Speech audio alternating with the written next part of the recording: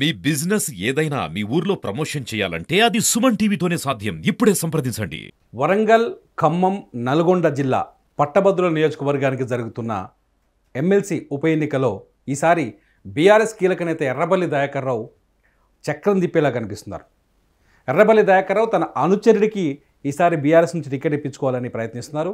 తన అనుచరుణ్ణి ఎలాగైనా ఈసారి ఎన్నికల్లో గెలిపించుకునే ప్రయత్నంలో ఉన్నట్టు తెలుస్తోంది. ప్రస్తుతం ఎర్రబెల్లికి అనుచరుడుగా ఉంటూ ఎర్రబెల్లికి ఆత్మగా ఉన్న ఆ అనుచరుడు ఎవరో కాదు, ఆ అభ్యర్థి ఎమ్మెల్సీ అభ్యర్థిగా పోటీ చేయబోతున్న చంద్ర క్రాంతి కుమార్ మనతో స్టూడియోలో ఉన్నారు. ఆయనతో మాట్లాడదాం. ఇంతకీ ఎర్రబెల్లికి ఆయనకున్న లింక్ ఏంటి, అసలు ఎమ్మెల్సీ ఎన్నికలు ఆయన గెలుస్తాడా, అసలు ఏంది అలా వ్యూహం ఏంటి అనే విషయాన్ని మాట్లాడదాం. నమస్కారం క్రాంతి గారు. సార్ నమస్తే అండి. క్రాంతి గారు, ఏంటి మీ ఎర్రబెల్లి దయాకర్ రావు ఈసారి జరగబోతున్న ఎమ్మెల్సీ ఉప ఎన్నికల్లో చక్రం తిప్పబోతున్నట్టుగా తెలుస్తుంది. మీరే అభ్యర్థిగా నిలబడుతున్నారని తెలుస్తుంది. నిజమేనా ఇది? డెఫినెట్గా నేను మాకటే ఆలోచిస్తున్నా. ఏంటంటే గడిచిన 9 సంవత్సరాలు మా బీఆర్ఎస్ ప్రభుత్వం అన్ని వర్గాలకు, అన్ని కులాలకు, అన్ని వర్గాలకు చాలా చక్కటి సంక్షేమ ఫలాలు అందించారు. ఆ యొక్క నమ్మకంతోనే యువతకు కూడా, విద్యార్థి లోకానికి, యువతకు ప్రతి అణువణువులో కూడా మా బీఆర్ఎస్ ప్రభుత్వం చాలా చక్కటి సంక్షేమ పథకాలను అందించి ముందంజలో ఉన్నాం. సో అంటే ఎర్రబెల్లి దయాకర్ రావు అనుచరుడుగా ఉన్నారు మీరు. మీకు ఎర్రబెల్లి మీకు టికెట్ ఇప్పించడానికి పార్టీలో చాలా కీలకంగా పనిచేస్తున్నారని తెలుస్తుంది. ఎంతవరకు నిజమని? సార్ నేనైతే ఒకటే చెప్తా సార్, ఎర్రబెల్లి దయాకర్ రావు గారు గత 18 సంవత్సరాల నుంచి నేను సార్ దగ్గరనే పనిచేస్తున్నా. అంటే ఆయన అనుచరుడుగానే కంటే ఆయన కార్యకర్తగా, ఆయన కూడా ఇప్పుడు బీఆర్ఎస్ ప్రభుత్వానికి వచ్చి దరిదాపు 7-8 సంవత్సరాలు అవుతుంది. మంత్రిగా ఉండి ఒక 5 సంవత్సరాలు కూడా చాలా చక్కగా వర్క్ చేసిండు. అంటే ఏ నియోజకవర్గానికి తేరని నిధులు తీసుకొచ్చి సారు మా పాలకుర్తి నియోజకవర్గాన్ని అత్యద్భుతంగా తీర్చిదిద్దిల్లు. అదే బాటలో నేను కూడా నిలవాలని 2014లో నేను ఎంపీటీసీగా పోటీ చేసిన. ఆ తర్వాత 2014 నుంచి 19 వరకు ఎంపీటీసీగా ఉన్నా. ఆ సంవత్సరమే నేను ఎంపీటీసీ రాష్ట్ర అధ్యక్షునిగా పనిచేసిన. నా హయాంలోనే 5,000 గౌరవ వేతనం కూడా మేము అందించాలి ఎంపీటీసీలకు. అంటే సాధారణంగా ఎవరైనా ఒక ఎన్నికకు వెళ్ళే ముందు గెలిచే పార్టీ నుంచి టికెట్ కావాలని కోరుకుంటారు. మీరేమో ఓడిపోయిన పార్టీ నుంచి టికెట్ కావాలని కోరుకుంటున్నారేమో. అంటే గెలిచే పార్టీ, ఓడిపోయే పార్టీ అని మన అనుకోవడమే తప్పించి, సరే మొన్నటి చిన్న చిన్న కారణాల వల్ల మా బీఆర్ఎస్ ప్రభుత్వం ఓడిపోయింది. కానీ ఆ ఓట్ల శాతం కూడా చాలా 1.8 lakhsలో అంటే ఓట్లతో మేము ఓడిపోయినాం. ఆ పర్సంటేజ్ కూడా. సో మేమేమంటున్నామంటే డెఫినెట్గా ఈ 150 రోజులలో ఏదైతే కాంగ్రెస్ గవర్నమెంట్ వచ్చినాక ప్రతి ఒక్కరు కూడా అయ్యో కేసీఆర్ ఉంటే బాగుండు, కేసీఆర్ని మేము ఎందుకు గెలిపించుకోలేదు అప్పుడు అనే ఒక బాధ ప్రతి ఒక్కరిలో ఉన్నది. నాట్ ఓన్లీ అంటే రైతులకు కానీ మిగతా అన్ని వర్గాలలో కూడా అదొకటి ఇప్పుడు ఒక విప్లవంగా. కానీ మీరు అనుకుంటున్నారు కేసీఆర్ ఉండాలి, కేసీఆర్ మళ్ళీ కోరుకుంటున్నారు ప్రజలు అని చెప్పేసి. కానీ ఇప్పుడు పార్లమెంట్ ఎన్నికలు జరుగుతున్నాయి. పార్లమెంట్ ఎన్నికల్లో బీఆర్ఎస్లో ఎవరైతే కీలక నాయకులు ఉన్నారో వాళ్ళంతా కాంగ్రెస్ పార్టీలో చేరుతున్నారు. ఎన్నికల తర్వాత ఇంకా వలసలు భారీగా ఉంటాయని తెలుస్తుంది. ఇటువంటి సమయంలో మీరు బీఆర్ఎస్ టికెట్ తీసుకొని ఎమ్మెల్సీ ఇది పట్టభద్రుల నియోజకవర్గానికి ఎమ్మెల్సీగా పోటీ చేయడాన్ని ఎట్లా మీ ఆలోచన వ్యూహం? ఇప్పుడు ఓన్లీ పోయింది నాయకులు మాత్రమే సార్, ప్రజలు ఎక్కడ పోలేదు. ప్రజలు ఎప్పుడైనా బీఆర్ఎస్ పార్టీతో, ఎందుకంటే తెలంగాణ రాష్ట్ర ప్రజలకు కేసీఆర్ అనే ఒక జాతిపిత, తెలంగాణ జాతిపిత మన తెలంగాణ రాష్ట్రాన్ని తెచ్చిచ్చిండు. తెలంగాణ రాష్ట్రాన్ని దరిదాపు 20 సంవత్సరాలు కొట్లాడి, అంటే 2001లో పార్టీ పెట్టినప్పటి నుంచి కొట్లాడి 2014లో మనం సాధించుకున్నాం తెలంగాణ రాష్ట్రాన్ని. అప్పటి నుంచి ఏకధాటిగా 2023 వరకు కూడా మనం చాలా అభివృద్ధి చేసుకుంటూ పోయినాం. ఎందుకంటే తెలంగాణలో ఏ రాజకీయ పార్టీ చేయని అభివృద్ధి ఈ గడిచిన 9 ఏళ్లలో చాలా ఎక్కువ అభివృద్ధి చేసినాము. కానీ కొన్ని చిన్న చిన్న మిస్టేక్స్ వల్లనే మొన్న ప్రభుత్వం పోయింది తప్ప ప్రజలు టీఆర్ఎస్తోనే ఉన్నారు. మొన్న 4 గంటల కేసీఆర్ మీడియా సమావేశంలో కూడా ప్రజలందరూ, అంటే నార్మల్గా ఆ లైవ్ కూడా అసలు అత్యద్భుతంగా పోయింది. అంటే అంత వ్యూవర్షిప్ వద్దని కూడా ఎవరు ఊహించలేదు చరిత్రలో. అది బీఆర్ఎస్ చేసుకుంటున్న ప్రచారం అనుకోవచ్చు కదా. అంటే ప్రచారం అనుకున్నా కూడా మనకడ వాస్తవం అవుపడ్డది కదా. ఇప్పుడు దాన్ని మనం కొట్టిపారేయాలి. ఎందుకంటే ప్రజల్లో కూడా చాలామంది ఇప్పుడు ఊళ్ళలోకి వెళ్తే వాటర్ లేవు, కరెంట్ కరెక్ట్ లేదు, ఉద్యోగాలు ఇస్తారని ఇంకా ఉద్యోగాల కల్పన అసలు స్టార్టే చేయలేదు. ఎందుకంటే మెగా డిఎస్సీ అన్నారు, మెగా డిఎస్సీ రాలేదు. ఏది అంటే వాళ్ళు అనుకున్నది మాత్రం ఏది ఇంతవరకు అసలు అమలు. మీరు కేసీఆర్కి అభిమానం ఎక్కువగా ఉంది, కేసీఆర్ని ఇంకా జనం చూస్తున్నారని మీరు చెప్తున్నారు. కానీ మీ తెలంగాణలో కాంగ్రెస్, బీజేపీ తప్ప ఇంకో బీఆర్ఎస్ అనే పార్టీ ఉండలేదు, కనుమరుగైపోతుందని రాజకీయ విశ్లేషకులు చెప్తున్నారు. దీన్ని మీకున్న నమ్మకం ఏంటి? లేదు సార్, ఇప్పుడు వీళ్ళందరూ చెప్పడం ఏంటంటే టీఆర్ఎస్ పని అయిపోయింది, టీఆర్ఎస్ పోయింది అని అనుకుంటారు. కానీ 39 సీట్లు అంటే 1/3 సీట్లు అయితే మేము గెలిచినాం, డెఫినెట్గా గెలిచినాం. ఏ ప్రభుత్వం అయినా, ఏ ముఖ్యమంత్రి కూడా, ఇప్పుడు ఏ ముఖ్యమంత్రి ఉండడు, ఏ ముఖ్యమంత్రి అయినా కూడా డెవలప్మెంట్ చేసి నెక్స్ట్ మేము రావాలనే కోరుకుంటారు తప్పించి, ఇప్పుడు ఎవరైతే వీళ్ళు కొన్ని తప్పులు చేసిండ్రు, ఆ తప్పులు కేసీఆర్ దృష్టికి వచ్చినా కూడా కేసీఆర్ ఓడిపోవాలని అయితే మాత్రం అనుకోడు. ఎందుకంటే కంపల్సరీ నెక్స్ట్ కూడా, ఇప్పుడు ఒకసారి పార్టీ గెలిచినప్పుడు నెక్స్ట్ కూడా డెఫినెట్గా గెలవడానికి ఇంకేమేం చేయాలి. ఎందుకంటే నేను మా ఊరికి, నేను పల్లెటూరు నుంచి వచ్చినండి, మాది చాలా పల్లెటూరు. మా ఊర్లో సాయంత్రం 6-7 అయితే అన్ని లైట్లన్నీ బంద్ చేసుకుంటారు. అట్లాంటి ఊర్లోకి వెళ్ళి వచ్చిన. మా ఊర్లో ఎప్పుడు పోయినా ఎండాకాలం కూడా అన్ని చెరువులు నిండుగా ఉండేది. ఇప్పుడు పోతే మొత్తం చెరువులలో నీళ్ళే లేవు. కాంగ్రెస్ పార్టీ గెలవటం వల్ల కరువు వచ్చిందంటారా మీరు? కాంగ్రెస్ పార్టీ గెలవ, దాన్ని మనం ఉన్న వనరులను కరెక్ట్ సద్వినియోగం చేసుకోలేదని అంట.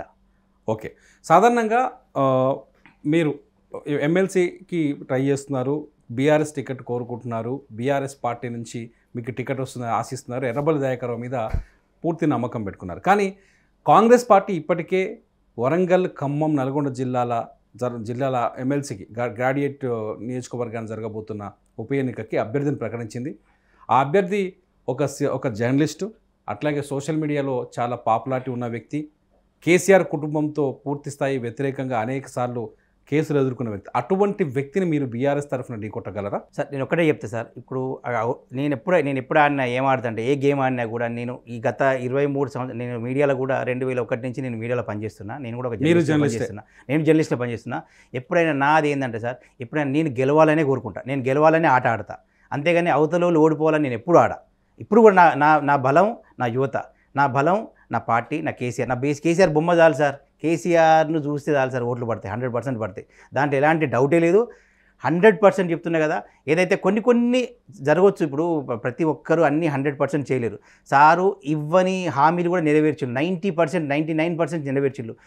చిన్నవి మాత్రం డెఫినెట్గా. కానీ నిరుద్యోగ భృతి లేదు, యువత బీఆర్ఎస్ పార్టీకి వ్యతిరేకంగా ఉంది. మీరు ఇప్పుడు పూర్తిగా గ్రాడ్యుయేట్లు, చదువుకున్న వాళ్ళ ఓట్లనే అడగబోతున్నారు. నిజంగా యువత నుంచి కానీ గ్రాడ్యుయేట్స్ నుంచి కానీ అంత రెస్పాన్స్ ఉంటుందనుకుంటున్నారా మీకు? మీరు ఒక్కటి ఆలోచించండి సార్, యువత అంటే ఇప్పుడు ప్రతి యువతకి కూడా, ఇప్పుడు సపోజ్ అన్ని పార్టీలు చెప్తారు మేము మొత్తం ఉన్న యువతకు అందరికీ ఎవరూ ఉద్యోగాలు కల్పించలేరు సార్, గవర్నమెంట్ ఉద్యోగాలు అయితే అందరికీ రావు. దానికి మనం సబ్స్టిట్యూట్ చేసుకుంటాం. ఏంటంటే సార్, గవర్నమెంట్ ఉద్యోగాలు ఎన్నైతే ఉన్నాయో అన్నీ డెఫినెట్గా వాళ్ళు 1%, 2%, 3% ఎన్నైతే మన ఉన్న జనాభాలో ఆ విధంగా నోటిఫికేషన్స్ ఇస్తారు. తర్వాత మిగిలిన వాటికి ఉద్యోగాలు కావాలంటే ప్రైవేట్ సెక్టర్, అంటే నిజంగా ఐటీ ఇండస్ట్రీలో ఎగుమతుల్లో కూడా మనం నెంబర్ 1 స్థానంలో ఉన్నాం.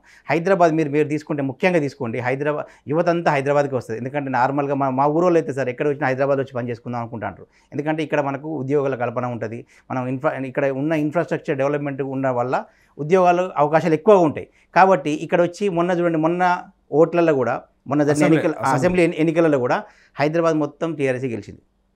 ఓకే, అంటే దీనివల్ల మనం అర్థం చేసుకోవాలి అంటే హైదరాబాద్లో ఉన్న యువత డెఫినెట్గా కేసీఆర్ ఓట్లేసిండ్రు. అట్లని చెప్పి నేను ఉన్న గ్రామాల్లో ఓట్లు పడంటే కొన్ని కారణాల వల్ల, అక్కడ ఉన్న లోకల్ స్థానిక నాయకుల సమస్యను ఏదో కానీ లాస్ట్కి ఏమన్నారు, అయ్యో కేసీఆర్ ముఖ్యమంత్రి అవుతారు అనుకున్నా కానీ కాలేదు.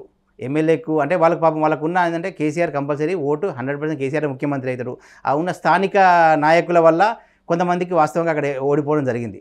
అంటే క్రాంతి గారు, మీరు ఏది చెప్పినా యువత మా వైపు ఉన్నారు, ఉపాధి కల్పన మా వైపు ఉంది, కేసీఆర్కి ఇంకా ప్రజల్లో అది ఉంది అంటారు. ఒక ఎర్రబెల్లి దయాకర్ రావు అనుచరుడుగా, సరే మీరు జర్నలిస్ట్గా పనిచేస్తున్నారు, అసలు మీ ప్రొఫైల్ ఏంటి? ఏ ధైర్యంతో మీరు ఈ ఎమ్మెల్సీ ఎలక్షన్స్లో కంటెస్ట్ చేయాలని ఆలోచిస్తారు? ఇక్కడ ఉన్న ఇప్పుడు ఏదైతే మిగతా పార్టీల నుంచి నిలబడే అభ్యర్థుల కంటే నేను చాలా గొప్పవని అనుకుంటా సార్. గొప్పవని ఇన్ ద సెన్స్, ఉన్న వాటిలో అందరిలో కూడా నేను తెలియకలోనే అనుకుంటా. ఎందుకంటే నేను చదువుకున్నా సార్, నేను ఎంఎస్సీ చేసిన, ఎంఏ చేసిన, ఎంసీఏ చేస్తాను, బీఎడ్ చేసిన, నాకు విద్యా సంస్థ ఉంది. నేను 21 సంవత్సరాల నుంచి 23 సంవత్సరాల నుంచి నేను మీడియాలో పనిచేస్తున్నా. ఇంతకంటే నాకు ప్రతి మీ ప్రొఫైల్ ఏంటి? మీ నేపథ్యం ఏంటి? మీ ప్రాంతం ఏంటి? అసలు మీ ప్రొఫైల్ ఏంటి సార్? నాది వరంగల్ జిల్లా రాయపర్తి మండలం కొండాపురం అనే ఒక మారుమూల గ్రామం సార్.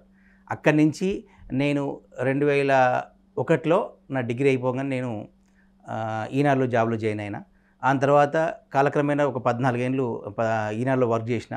తర్వాత ఉద్యమంలో అంత ఊపు ఉన్నప్పుడు 2011లో నేను నమస్తే తెలంగాణలో హైదరాబాద్ హెడ్గా వర్క్ చేసిన, తర్వాత ఆంధ్రజ్యోతిలో వర్క్ చేసిన, ఈటీవీ హెడ్గా వర్క్ చేసిన, తర్వాత సుమన్ టీవీలో కూడా వర్క్ చేసిన. అంటే నేను ఇన్ని ఇట్లా పనిచేసినా కూడా నేను తెలంగాణ ఉద్యమంలో చాలా చురుగ్గా పాల్గొన్నా.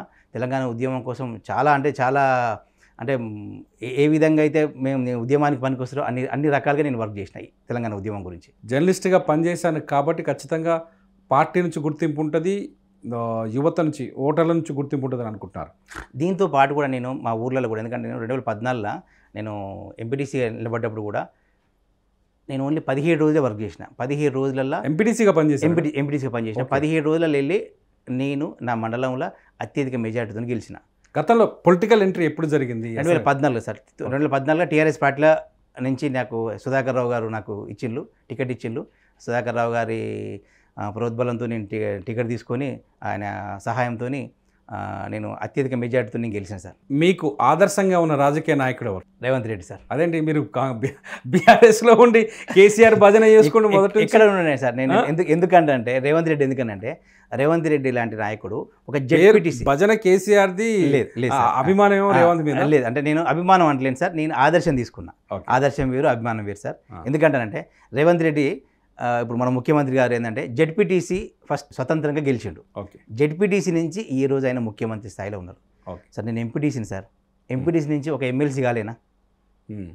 ఆయన అదే నేను ఎజెండాతోని నేను ప్రతి ఒక్క పట్టభద్రుని కలుస్తున్నా. నేను నా టీంలన్నీ కూడా వర్క్ చేస్తున్నాయి. డెఫినెట్గా నేను 100% దరిదాపు మొన్న కూడా 1,00,000 ఓటర్లు కూడా నేను నమోదు చేయించేసిన. ఎందుకంటే మొన్న చాలామంది కూడా ఏంటంటే నేను ఇంతకుముందుకు నాకు ఓటు ఉన్నది కదా, మళ్ళీ నేను ఓటు నమోదు చేసుకోవాల్సిన అవసరం లేదంటే కూడా నేను ఎంతో అవేర్నెస్ చేసి 1,20,000 వరకు ఓట్లు కూడా నేను నా టీంతోని ఎన్రోల్మెంట్ చేయించిన. కాబట్టి నాకు ఒక నమ్మకం ఉంది. ఎందుకంటే నేను నాన్ కాంట్రవర్సల్, నేను నాన్ కరప్టెడ్. నేను ఇప్పటివరకు కూడా సమాజ సేవ చేసిన. నాది ఒక ట్యాప్ ఫౌండేషన్ ఉంది. అంటే ఆ ట్యాప్ ఫౌండేషన్ ప్రతి సంవత్సరం ఒక 25,000 అంటే పక్షులకు వాటర్ అందించే ట్యాప్ ఫౌండేషన్ ఉంది నాకు. నేను ప్రతి దాంట్లో ఏది చేసినా బెస్ట్గా ఉండాలని ఆలోచిస్తా. ఏ పని చేసినా చాలా బెస్ట్గా ఉండాలని ఆలోచిస్తా. నేను నిజాయితీగా పనిచేస్తా, సిన్సియర్గా నిజాయితీగా ఎఫర్ట్స్ పెడతా. విజయం మాత్రం 100% వరిస్తుందని నాకు నమ్మకం. గ్రాడ్యుయేట్స్కి మీరు ఇచ్చే హామీలేంటి? వాళ్ళని ఏ విధంగా మీరు ఓటు అడగాలనుకుంటున్నారు? నేను గ్రాడ్యుయేట్స్కి ఒక్కటే చెప్తున్నా సార్. ఇప్పటి వరకు అందరు చెప్పిందే కావచ్చు, అయినా కూడా నేను ఒకటి ఏం చెప్తున్నానంటే, నేను తెలంగాణ యువత తరఫున కొట్లాడతా. వాళ్ళకి రావాల్సిన ఉద్యోగాలు ఇప్పుడు చాలామంది ఇప్పటివరకు కూడా సార్ కాంగ్రెస్ గవర్నమెంట్ వచ్చినా కూడా వాళ్ళు 30,000 ఉద్యోగాలు ఇచ్చినని చెప్తున్నారు. అది మా టీఆర్ఎస్ ప్రభుత్వంలో నోటిఫికేషన్ ఇచ్చినాయి సార్. కాకపోతే వీళ్ళు అంటే అపాయింట్మెంట్ ఆర్డర్లు ఇచ్చింది కావచ్చు, దాన్ని నేనేం తప్పట్టలేదు. ఎందుకంటే సార్ అది ప్రాసెస్లో అయిపోతుంది. కానీ అది ఇచ్చింది మాత్రం టీఆర్ఎస్ ప్రభుత్వమే, కాంగ్రెస్ ప్రభుత్వం కాదు. కాంగ్రెస్ ప్రభుత్వం మెగా డిఎస్సీ ఎత్తానంటారు. నేనేమంటాను సార్, నేను ఇప్పుడైనా కొట్లాడడానికి రావట్లేదు. దేనికి కొట్లాడతానా? మా యువతకు రావాల్సిన హక్కులకు, దాని గురించి నేను కొట్లాడతాను. మా ఉద్యోగాలు రావాలి, మా యువతకు ఉద్యోగాలు రాకుండా సార్ ఎవడైనా సార్ ఈ రోజుల్లో ఎట్లయిపోయిందంటే ఉద్యోగాలు లేక 30-35 ఏళ్ళ వరకు కూడా వాళ్ళకు ఒక పోలీసు లేకపోతే టీచరు ఏదో ఒకటి చేయాలని సంవత్సరాల కొద్దీ హైదరాబాద్కి వచ్చి ఇన్స్టిట్యూట్ నెంబర్లో ఉండి ఎన్నో లక్షలాది రూపాయలు ఖర్చు పెట్టుకొని డిఎస్సీ నోటిఫికేషన్ కానీ పోలీస్ నోటిఫికేషన్ కానీ ఇవన్నీ రాకుండా ఏమైపోద్దంటే వాళ్ళు అటు ప్రైవేట్ ఉద్యోగానికి పోలేరు. ఎందుకంటే గవర్నమెంట్ ఉద్యోగం పడుతుంది, గవర్నమెంట్ ఉద్యోగాలు పడతలేవు. ఓకే. కాబట్టి నా ఉద్దేశం ఏంటంటే సార్, మీరు ఏం చేసినా కూడా ఒక క్యాలెండర్ ఇచ్చేయండి. ప్రతి సంవత్సరం జనవరి 1కు యూపీఎస్సీ ఎట్లయితే మనకు వాళ్ళు ఇస్తారో సేమ్ అదేవిధంగా 500 ఉద్యోగాలు అయినా పర్లేదు సార్. 500 ఉద్యోగాలకు 5 లక్షల మంది పోటీ పడ్డా పర్లేదు, 15 లక్షల మంది పోటీ పడ్డా పర్లేదు. వాళ్ళకి తెలిసిపోతుంది, ఓహో నీ ఉద్యోగానికి నేను ఎలిజిబుల్ కాదు కాబట్టి నేను ప్రైవేట్కి పోవాలి అని చెప్పి, నేను ఈ ఉద్యోగానికి ఎలిజిబుల్ కాబట్టి నేను ఈ ఉద్యోగాన్ని కంపల్సరీ కొట్టాలని చెప్పేసి వాడు కసితో చదువుతాడు. కసితో చదివినప్పుడు డెఫినెట్గా సిన్సియర్గా ఎఫర్ట్స్ పెట్టినప్పుడు రిజల్ట్ అనేది ఆటోమేటిక్గా వచ్చేస్తుంది సార్. అంటే ఎర్రబల్లి దయాకర్ రావు మీద మీకు నమ్మకం ఉందా?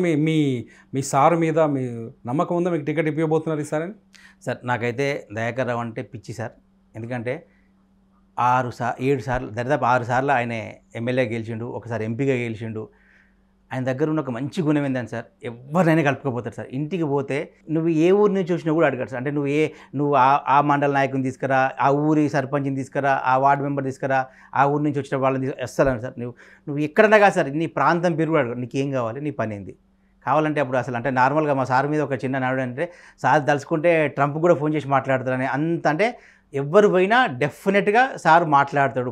సార్ దగ్గర పోతే 100% ఆ పనిని దగ్గరుండి ఎంత రోజుకు 300 మంది వస్తారు సార్. నిజం, మినిమం 300 మంది వస్తారు. అందరిని కలుస్తాడు, అందరికీ కావాల్సిన అన్ని ప్రతి ఒక్కరికి కూడా వాళ్ళకి సాటిస్ఫై అయిపోతారు సార్. సరే పని అయితే కొన్ని వందలకి టికెట్ వస్తుంది అనుకుంటున్నారు అయితే? డెఫినెట్గా నేను సారు దయ వల్ల నేను టికెట్ వస్తాను అనుకుంటున్నా. డెఫినెట్గా నేను గెలిస్తే సార్, గెలిచి 100% మా నెక్స్ట్ మా బీఆర్ఎస్ ప్రభుత్వం కూడా వస్తుంది సార్ అని చెప్తాను. రైట్. చూద్దాం. వరంగల్, ఖమ్మం, నల్గొండ పట్టభద్రుల నియోజకవర్గాన్ని జరుగుతున్న ఉప ఎన్నికలో మాత్రం ఖచ్చితంగా ఎర్రబెల్లి దయాకర్రావు చక్రం తిప్పబోతున్నారో తెలుస్తుంది.